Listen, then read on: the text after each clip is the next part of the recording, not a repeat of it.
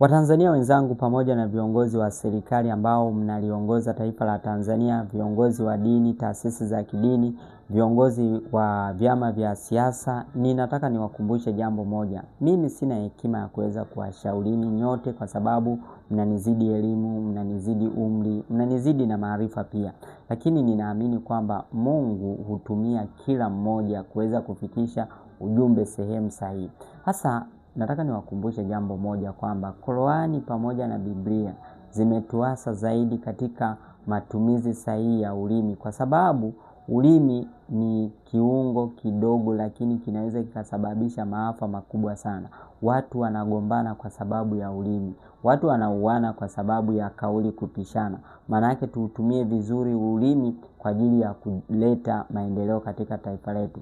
Sasa niwakumbushe mambo ya msingi sana. Viongozi mlipokuwa mnaapishwa, mlikuwa mmeshika Biblia pamoja na Qur'ani, kumaanisha kwamba imani mnakubaliana na imani ya Kikristo pamoja na Uislamu. Sasa na mimi nitatumia Qur'ani pamoja na Biblia kuwakumbusha mambo ya msingi ambayo inabidi tuyafanyie kazi. Kwanza nataka tufanye kitu kimoja. Tuanze na Biblia. Biblia imezungumza nini kuhusiana na matumizi ya ulimi? Yakobo sura ya 3 mstari wa 5 hadi wa 6, kwamba inasema kadhalika ulimi nao ni kiungo kidogo, nao hujisifu makuu. Tazama, moto mdogo huwasha msitu mkubwa namna gani. Ulimi nao ni moto. Ndugu zanguni, tunakumbushwa kwamba ulimi ukiutumia vibaya unaweza ukasababisha majanga makubwa, kama vile ambavyo cheche ya moto inaweza ikasababisha msitu mkubwa ukaungua. Lakini pia tukija kwenye upande wa Qur'ani, kuna sura inaitwa Surati Fusilat 41:34. Nasema kwamba wema na ubaya havilingani, uovu uondoe kwa lililo bora.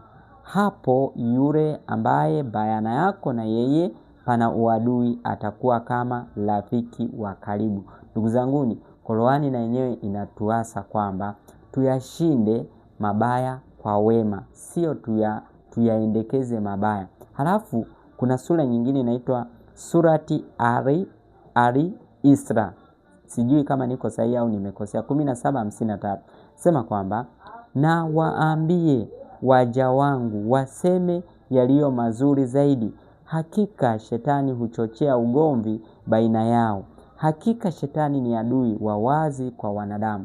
Ndugu zanguni, tunakumbushwa kwamba adui mkubwa wetu ni shetani, na shetani huchochea. Sasa shetani anaweza akawatumia watu nao waamini, shetani anaweza akawatumia viongozi wako ambao uliwachagua, shetani anaweza akamtumia mzazi wako, shetani anaweza akamtumia kiongozi wako wa dini, akakufanya akachochea ugomvi uliopo ili kusudi ufanyeje? Uzidi kuharibu zaidi. Kwa maana hiyo ujumbe huu nimeuleta si kwa sababu mimi nina hekima sana kuzidi wote, hapana, isipokuwa moyo umenituma kwamba nizungumze jambo hili, na ninazungumza tu kwa nia njema. Halafu kingine kabisa niwakumbushe viongozi wetu wa serikali kwamba katika kitabu cha Mithali 15 mstari wa 1 ni kwamba jawabu la upole hugeuza hasira, bali neno liumizalo huchochea ghadhabu. Viongozi wangu, jawabu la upole, ikiwa mtatoa jawabu la upole kwa raia ambao wamekasirika, hilo jawabu hugeuza hasira. Lakini kama mkitoa neno la kuumiza, basi huchochea ghadhabu. Niwakumbusha Watanzania kwamba tunapokosea isiwe ni kigezo cha sisi kuharibu nchi yetu, kuharibu taifa letu. Badala yake tuambizane kwa busara, kwa kutumia hekima pamoja na maarifa, lakini pia kwa kutumia lugha ambayo ni ya kistaarabu kabisa. Hapo ndipo tutakuwa tunajenga taifa letu. Kumbuka, taifa letu likianguka, kuna jirani atafurahi kuanguka kwa taifa letu. Maana yake inabidi tutumie akili, hekima, busara na maarifa kutoka kwa Mwenyezi Mungu, ndipo tutaweza kujenga taifa ambalo ni kubwa kiuchumi. Na wakumbusha ndugu zanguni wa Tanzania kwamba tunapokosea isiwe ni sehemu ya sisi kutufanya tugombane, badala yake tuelekezane. Lakini katika kuelekezana tutumie lugha ambayo ni nzuri, lugha ambayo haiwezi kudhalilisha utu wa mtu.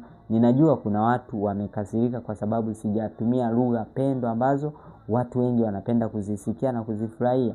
Ila mimi ninawaambieni kitu kimoja kwamba matusi yote ambayo mmeandaa kuyasema mimi nayapokea. Bwana awabariki. Tanzania italindwa na Watanzania. Tanzania itajengwa na Watanzania.